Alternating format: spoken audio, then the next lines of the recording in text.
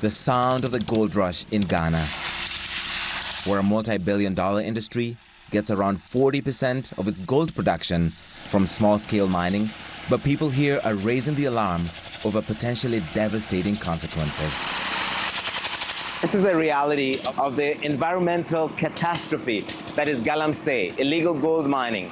So much of the land is dug up and destroyed, hoping to strike gold. And this water makes its way right back into communities that have no alternative.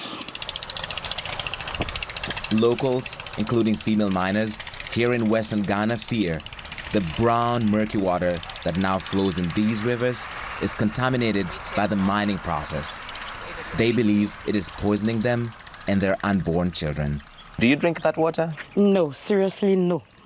Because I fear for my life. I fear that if I give that water to her, she may die. Diana Ajewa says other mothers and babies in the community have been affected. I met one woman. When she delivered the baby, the nose was somehow half. I've seen a lot of deformities on babies.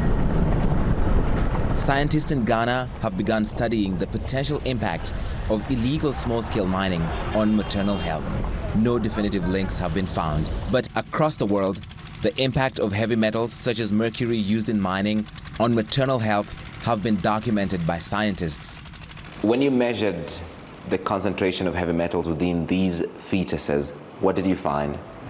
We found enormous numbers of these heavy metals, including mercury, lead, arsenic, cadmium. And what was the effect of the heavy metals on the actual fetuses? Bad.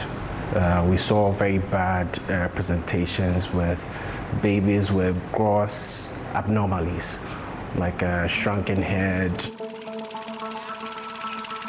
The World Health Organization says exposure to mercury, even small amounts, may cause serious health problems and is a threat to development of the child.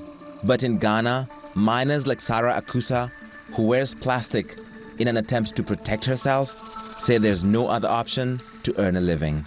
I know very well that the chemicals can be very harmful, but we don't have a choice, she says. We have to force and keep up with what we're doing. When you get sick, you go to the hospital, get medication, and then you come back and continue with the work. Because when you stop, there's nothing for you to do. And thanks to an increase in the price of gold, the economic benefits are clear. How much was this gold you just bought? 3,300. That's about $200 US. And it's very tiny. Yeah.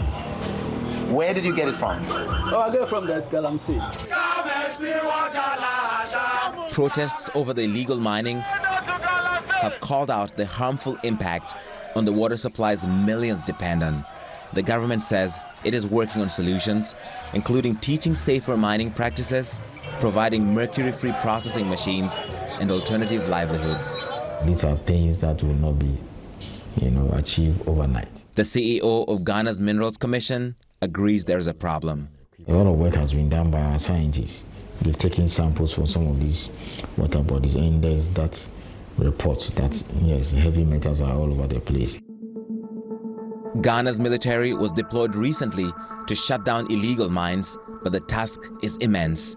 Mining used to legally take place in about 5 regions. It's now in about 13, he says. So it's part of our DNA. It's like coffee or tea in Kenya. We've been mining all these years. But the scientist leading the research into the impact on women and children told CNN, Ghana faces an existential threat if illegal mining at this scale continues. The extent of illegal gold mining in Ghana, or Galamsey as it's called, is so great that security services can't stop it. They are digging up almost everywhere, hoping to strike gold.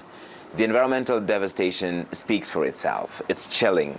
But the impact on maternal health, on women, that is only starting to be studied now. But the early results are concerning to researchers, to scientists, and they say something has to be done urgently. Larry Madowo, CNN.